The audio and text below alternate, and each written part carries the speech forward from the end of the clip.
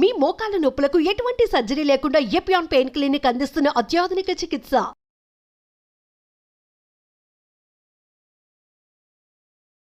మనం తినే పదార్థాలకు ఆరోగ్యానికి సంబంధం ఉందని చెప్పే నాథుడు ఒక్కడు లేకుండా పోయాడు. ఏ విజ్ఞాని గురించి మాట్లాడటం లేదు. పాలల్లో హార్మోన్ ఇంబ్యాలెన్స్ అవుతుందని ఏ డాక్టరు చెప్పట్లేదు. దానికి తద్విరుద్ధంగా పాలు పరిపూర్ణ ఆహారం అని పాఠ్యపుస్తకాలలో విజ్ఞానపు టీచర్లు బోధించడం మొదలుపెట్టారు. అంటే ఈ వాణిజ్యీకరణ ఒత్తిడులతో విజ్ఞానాన్ని అపభ్రంశం చేసి ఇదే విజ్ఞానం అని మన తలల్లో నూరి పోసేశారు. అది లోపలికి వెళ్ళి గట్టిగా శిలాజమై కూర్చునేసింది మన తలల్లో. పాలు మంచిది కాదు, తాగద్దండి అని నేను చెబితే వీడెవడో పిచ్చోడొచ్చాడ్రా అని నన్ను తిట్టున్నాడు.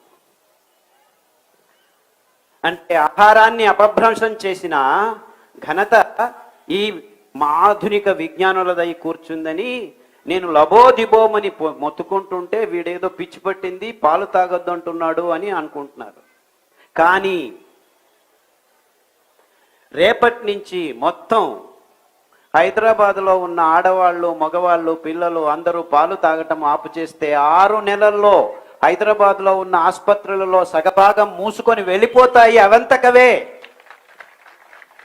అనే నిజాన్ని మీరందరూ నిరూపించబోయే రోజులు ఇంక ముందు రోజుల్లో వస్తాయని నేను కలలుగంటున్నాను. అంటే మనం పాలు తాగకుండా ఉంటే చాలు మన ఆరోగ్యాలు సుధారించుకుంటాయని చెప్పే నాథుడు లేడు. పాలల్లో కాల్షియం ఉంది, కాల్షియం లేకుంటే బోన్లు విరిగిపోతాయి, ఎముకలు పుట్టుకని కింద పడిపోతారు అని అంటున్నారు. కానీ పాలు లీటర్లు తాగాము ఈ 20 సంవత్సరాలు, అయినా బోన్ క్యాన్సర్ వస్తుంది, ఆర్థో ప్రాబ్లమ్స్ ఉన్నాయి. ఎంతవరకు అంటే 38-40 ఏళ్లకే మీ మోకాలు సమసిపోయాయి, దానిని తీసేస్తాము. మిడిల్, లార్జ్, స్మాలు అమెరికా నుంచి, జర్మనీ నుంచి, ఫ్రాన్స్ నుంచి వస్తున్నాయి, బై 1 get 1 ఫ్రీ ఇలా ప్రకటనలు చేసి మీ మోకాళ్ళని తీసేస్తాము, కొత్తవి అమర్చుతాము అని పెద్ద పెద్ద ఫ్లెక్సుల్లో ప్రకటనలు చూస్తున్నాం. ఇంతకంటే విపర్యాసం కావాలా మనకి? అంటే ఆ పాలు తాగాము, వాళ్ళే చెప్పారు మాంసం తినండి, మాంసంలో విటమిన్ B12 ఉంది, దానిలో తప్ప ఇంకెక్కడా లేదు అని చెప్తున్నారు. కానీ విటమిన్ B12 ఎంతమందికి తప్పిపోయింది అని ఇప్పుడు విటమిన్ B12 టాబ్లెట్లు అమ్మటం మొదలుపెట్టారు. అంటే వీళ్ళు చెప్పింది పచ్చి అబద్ధం, లేకపోతే ఇంకొకటి మాంసం తింటున్నా కానీ విటమిన్ B12 మీ దేహంలోకి రావట్లేదని. ఏ రెండిట్లో ఏదో ఒకటి నిజం, అంతేనా? ఇదైనా నిజం, ఇదైనా నిజం. ఇప్పుడు అందరికీ విటమిన్ B12 తక్కువైందంటే మాంసం తిన్నా విటమిన్ B12 మీకు రావట్లేదనే కదా. అంటే ఆహారం కృతకమైందనే కదా. నిజమైన ఆహారం అయితే విటమిన్ B12ని హ్యాపీగా సంపాదించుకోవాలి కదా. మనం మాంసం తింటున్నారు అందరూ, మొత్తం 95% of the people in the world are eating meat, but then why B12 is less? ఇలాంటి ప్రశ్నలు అడిగేదానికి మనకు ఆలోచన శక్తి లేకుండా పోయింది. ఎందుకంటే ఈ మాధ్యమాలు, ఈ పత్రికలు, ఈ టీవీలు ఒకదాని మీద ఒకటి పేరు పట్టుకొని హాట్ హూట్ అని రాయటం వల్ల ఓ విటమిన్ B12 మాంసంలో మాత్రమే ఉందట, ఆహా కాల్షియం పాలల్లోనే ఉందట. నువ్వుల్లో కాల్షియం 10 రెట్లు ఎక్కువ ఉందని ఎవడు రాయడేంటి? ఇలా ఫోన్ ప్రాబ్లం ఉన్న వాళ్ళకి వారానికి ఒకసారి నువ్వుల లడ్డు తినిపిస్తే ఇలా వంగిపోయిన ముసలావిడ 70 ఏళ్ళు ఆవిడ టక్కర్ తెలుసుకొని నడుస్తూ ఉంది ఇప్పుడు. అంటే నువ్వుల లడ్డు తినండి అని ఏ ఒక్క విజ్ఞాని చెప్పట్లేదు, ఏ ఒక్క డాక్టరు చెప్పట్లేదు. ఎందుకు? పాలు అమ్ముడు కావు. నువ్వులు తింటే ఆ మెట్ట భూముల్లో 4 వానలు వస్తే సాలుల్లో సామెలు కొర్రలు పెంచుకుంటుంటే నువ్వులు పెంచుతాయి అవంతకవే. 1 ఎకరానికి 2 క్వింటలు. ఆ క్వింటలు నువ్వులకి కేజీ 300 రూపాయలు, 400 రూపాయలు ఇస్తే ఆ రైతన్న బాగుపడతాడు అని ఏ ఒక్క విజ్ఞాని ఇంతవరకు ఆలోచించలేదే. ఎందుకంటే ఈ విజ్ఞానులందరూ ఈ బాక్స్లో కట్టివేయబడ్డారు. పాలు మంచిది, ఇది మంచిది, అది మంచిది, ఇది తినండి, అది తినండి అని చెప్తున్నారు. చివరికి పీచు పదార్థం లేకుండా ఆహారం తింటున్నావయ్యా అని మాలాంటి వాళ్ళు చెప్పడం మొదలు పెడితే అవునవునవును కినోవా ఉంది, టెఫ్ ఉంది, చెఫ్ ఉంది అని అదేదో ఎక్కడో పెంచిన పదార్థాలను తీసుకొచ్చి మళ్ళా మన తలల మీద రుద్దేదానికి న్యూట్రిషనిస్టులు అందరూ కట్టకట్టుకొని పేపర్ల మీద ఆదివారం ఆరోగ్యం అని చెప్పి రాయడం మొదలుపెట్టారు. అర్థమవుతుందా నేను చెప్పే విషయాలు?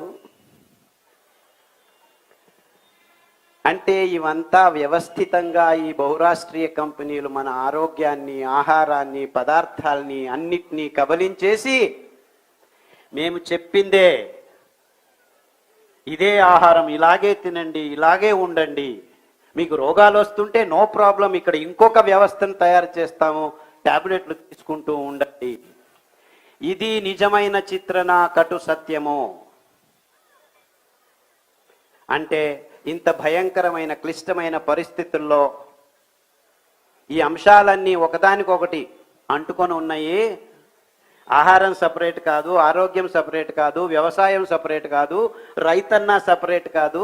4 వానలు వస్తే నీళ్లను లేకుండానే కొర్రలు, అండుకొర్రలు, అరికలు, సామెలు, నువ్వులు, ఉలవలు ఇలాంటి అద్భుతమైన పదార్థాలని పెంచుకొని తింటూ ఉన్న రైతన్నలు కాదు కదా, కొండ చర్యల్లో పెరుగుతున్న ఆ ట్రైబల్స్ జనాంగాల ఆరోగ్యాన్ని కూడాను గబ్బులేపి ఈ 2 రూపాయలకు బియ్యం ఇస్తామని చెప్పి ఆ బియ్యాన్ని వాళ్లకు తినిపించి 130 మంది ట్రైబల్స్లోనూ డయాబెటీస్ రోగం తెచ్చిన ఘనత ఈ ఆధునిక విజ్ఞాన కృషి యుగానికి సంబంధించింది అని గట్టిగా పెద్ద పెద్ద గొంతుతో చెబుతూ ఉంటే అవునా అవునా అంటే మాకేదో రోగం వచ్చింది, పర్వాలేదు, మల్టీ స్పెషాలిటీ హాస్పిటల్స్ వీధికి ఒకటి పుట్టుకొని పుట్టగొడుగుల్లాగా లేచొస్తున్నాయి. దాన్ని అలా జరుగుతున్న భయంకరమైన సత్యాన్ని డెసిఫర్ చేసుకోలేక మనమంతా రోగులమవుతున్నాము. వారం వారం రోగులు ఎక్కువ అవుతున్నారు నగరాల్లో అని ఎవరు చెప్పకపోతే ఏమి చేయాలో దిక్కుంటే అక్కడ ట్రైబల్స్ కూడా ఈ రోగం వస్తుందంటే ఇంకా మనం తింటున్న ఆహార పదార్థాలే దీనికి కారణమని ఎవరు చెప్పకుండా ఉంటే ఏమీ తెలియనట్టు మనమందరం ముక్కు మీద వేలేసుకొని ఈ డాక్టర్లు చెప్పేది, ఈ విజ్ఞానులు చెప్పేది వినుకుంటూ ఇంకా కోడిగుడ్లు తినండి, 2 నిమిషాల్లో నూడిల్స్ రెడీ చేసుకొని మీరంతా వంటగదుల్లో ఎందుకు కష్టపడుతున్నారు? చిచి, వంట చేసే పనేనా? ఆడవాళ్ళు హౌస్ వైఫా ఆహా అని నీచంగా చూడటం మొదలుపెట్టిన ఈ కార్పొరేట్ వ్యవస్థ కల్చర్ని ఇంకా పైకి తీసుకెళ్ళి ఆడవాళ్ళని కించపరుచుకుంటూ ఈ అద్భుతమైన సిరిధాన్యాల్ని, అద్భుతమైన వైవిధ్యమైన పదార్థాలని ఎందుకో మా తాత ముత్తాతలు పెంచుతున్నారని ఆ మెట్టభూమి రైతులు 4 వానలు వస్తే ఇప్పటికీ అమాయకంగా పెంచుతూ ఉంటే దానిలను చూసి క్యారే అనే నాథుడు లేకుండా తయారవుతూ ఉంటే ఎక్కడ దొరుకుతుంది న్యాయం? అంటే ఇంత గందరగోళంలో మనమంతా ఇరుక్కుపోయాం. మీరు అనుకుంటున్నట్టు ఇది సపరేట్, అది సపరేట్, ఇది సపరేట్ ఏమీ లేదు ఇక్కడ. మీ ఆరోగ్యాలు చెడిపోయింది, ఈ ఔషధి కంపెనీలు బాగు ఉద్ధారం అవుతున్నది, మల్టీ స్పెషాలిటీ హాస్పిటల్స్ పుట్టగొడుగుల్లాగా పెరుక్కు వస్తున్నది. ఇవంతా ఒకటే, వేరు కాదు. అంటే మన మెట్టభూమి రైతన్నలు 60% ఉన్నారు మన దేశంలో అని ఒకవైపు పెద్దగా రాస్తూ ఉండేది. రైతన్న అని సినిమాల వాళ్ళు పాటలు పాడుతూ ఉండేది. సినిమాల వాళ్ళు పాటలు పాడితే ఏం జరగదు. ఆ రైతన్న పెంచిన నువ్వులకి, ఆ రైతన్న పెంచిన సామెలకి విలువ కట్టి కేజీకి 70 రూపాయలు, 80 రూపాయలు, 200 రూపాయలు ఇస్తే ఆ రైతన్న బతుకుతాడు. అంతవరకు ఏ రైతు బాగుపడడు. అంటే మనం మన రైతన్నలు పెంచుతున్న పదార్థాలకి విలువ ఇవ్వాలి. మేమేమి ఊరిక ఇవ్వండి అని చెప్పట్లేదు. ఈ భయంకరమైన రోగాలన్నింటినీ క్రియేట్ చేశారు. ఈ చక్కెర తిని, ఈ కోడిగుడ్లు తిని, ఈ బియ్యం తిని, ఈ గోధుమలు తిని గ్యాంగ్రీన్ వచ్చింది, డయాబెటీస్ వచ్చింది, క్యాన్సర్ వచ్చింది, ఎస్ఎల్ఈ వచ్చింది, మల్టిపుల్ స్క్లీరోసిస్ వచ్చింది, దిక్కు తెలియని హెచ్ఐవి వచ్చింది, నీఫా వచ్చింది, జూంకా వచ్చింది, H5N1 వస్తుంది, HN1 వచ్చేస్తుంది. ఈ రోగాలన్నిటికీ మా దగ్గర మందులు లేవు, వీఆర్ క్రాసింగ్ ద ఫింగర్స్ అని ఐసీయూలో డాక్టర్లు చెప్తూ ఉంటే ఏం చేయాలో దిక్కు తెలియక, దేవుడా మమ్మల్ని రక్షించు అని చెబుతూ ఉంటే, ఏమీ ఇబ్బందులు లేవు, పాలు తాగండి, ఇంకా రోగం ఎక్కువ అవుతుంది, చక్కెర తినండి, 2 రోజుల్లో పోయేవాడు 2 గంటల్లో పోతావు, బియ్యం తినండి, బుద్ధిమాంద్య పిల్లలు పుడుతూ ఉన్నారు, గోధుమలు తినండి, హార్ట్ అటాకులు, నిర్నాళ గ్రంథులు లేచిపోయి థైరాయిడ్ ప్రాబ్లం వస్తుంది. ఇవన్నిటినీ ఆపు చేస్తే ఈ రోగాలన్నీ 6 నెలల్లో మీ దేహం నుంచి మాయమవుతాయి. దానికి కావాల్సింది పీచు పదార్థం, పిష్ట పదార్థం. అద్భుతంగా, సమన్వయంగా, సమర్పకంగా, రచనాత్మకంగా దేవుడు ఈ 5 సిరిధాన్యాల్లో పీచు పదార్థాన్ని, పిష్ట పదార్థాల్ని పొరలు పొరలుగా అమర్చాడు. కేంద్రం నుంచి 7-8 పొరల్లో అమర్చుతూ వస్తున్నాడు. పై పొరలలోకి వచ్చే వాళ్ళకి అద్భుతమైన యాంటీ ఆక్సిడెంట్ కారకాలు, రోగ కారకాల్ని తీసేసే ఈ పీచు పదార్థాన్ని దేవుడు అద్భుతంగా సమర్పించాడు మనకి ఈ 5 సిరిధాన్యాల్లో. ఈ 5 సిరిధాన్యాల్ని మీరు మార్చి 2 రోజులు ఒకసారి తింటూ వస్తే ఈ క్యాన్సరు, ఈ ఎస్ఎల్ఈ, ఈ రుమటికారిజము, మీ మోకాళ్ళ సందులు, వాతాలు, ఇది అది, మైగ్రేన్లు, గ్యాంగ్రీన్లు, హెచ్ఐవిలు, ఐబిఎస్లు, ఎస్ఎల్ఈలు, కొల్లైటిస్, క్రాన్స్ డిసీజు, ఏమేమో పేర్లు, దిక్కు దేశాలేని పేర్లు పెట్టుకొని ఆధునిక మానవుడు సతమతం ఉంటే, అంటే మనం తింటున్న ఆహారంలో ఇంత నిస్తేజమైన, నిర్వీర్యమైన అంశాలు ఉన్నాయని ఏ డాక్టరు ఎందుకు చెప్పట్లేదు? ఏ విజ్ఞాని ఏం మాట్లాడటం లేదు? పాలు తాగద్దండి అని ఈ బయోకెమిస్టులు ఎందుకు చెప్పట్లేదు? చక్కెర తినద్దండి అని ఈ డాక్టర్లు ఎందుకు చెప్పట్లేదు? లేదు పెప్సీ తాగండి అని షారుఖ్ ఖాను, కోక్ తాగండి అని ఆమీర్ ఖాను, లేదు పైనుంచి వస్తాను సల్మాన్ ఖాన్ థమ్స్అప్. అందరూ అమ్ముతుండేది 100 mlలో 45 గ్రాములు చక్కెర. అంటే మీరు ఒక పెప్సీ తాగితే మీ దేహంలోకి 45 గ్రాముల చక్కెరని తోస్తున్నారనమాట 2 నిమిషాల్లో. మీకు కావాల్సింది రక్తంలో 5 గ్రాములు చక్కెర సరిగ్గా ఉంటే. 5 గ్రాముల చక్కెరని మీరు ఖర్చు చేయాలంటే 1 గంట నడవాలి. అంటే మీరు ఒక పెప్సీ తాగితే ఎన్ని గంటలు నడవాలి? 9 గంటలు నడవాలి.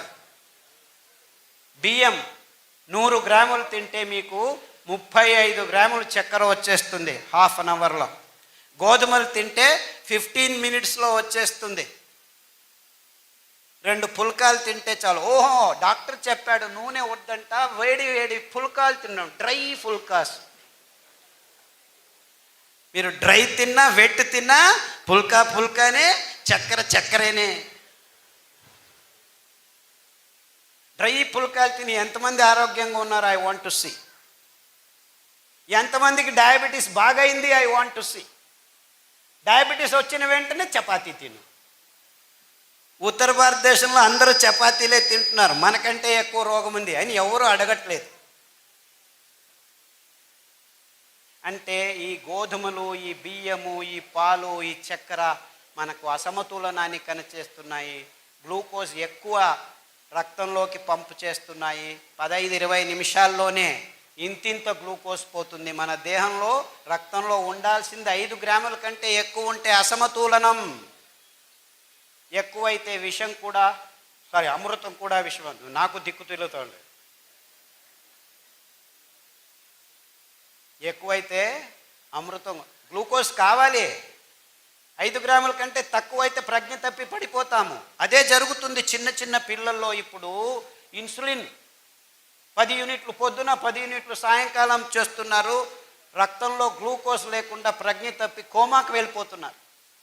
ఓ ఇదంతా ఏం పారగలేదు, బాగలేదు, మేము హైటెక్ చిప్పు రెడీ చేశాము, ఎంత గ్లూకోజ్ కావాలో అంత గ్లూకోజ్ను లోపలికి తీసుకెళ్లే ఇన్సులిన్ను మాత్రమే రిలీజ్ చేస్తుంది, తొడలో పెడతాము, వారం వారం వచ్చి కియోస్క్లో కూర్చొని మొబైల్ లాగా ఛార్జ్ చేసుకుని పో, ఇన్సులిన్ మొబైల్ లాగా ఛార్జ్ కూర్చోవాలి, 3 గంటలు కూర్చుంటే ఇన్సులిన్ లోపల పోతుంది, తర్వాత ఒక వారం తిరగచ్చు, మళ్ళా పోయి మళ్ళా కూర్చోవాలి, మొబైల్ లాగా ఛార్జ్ చేసుకుంటాం.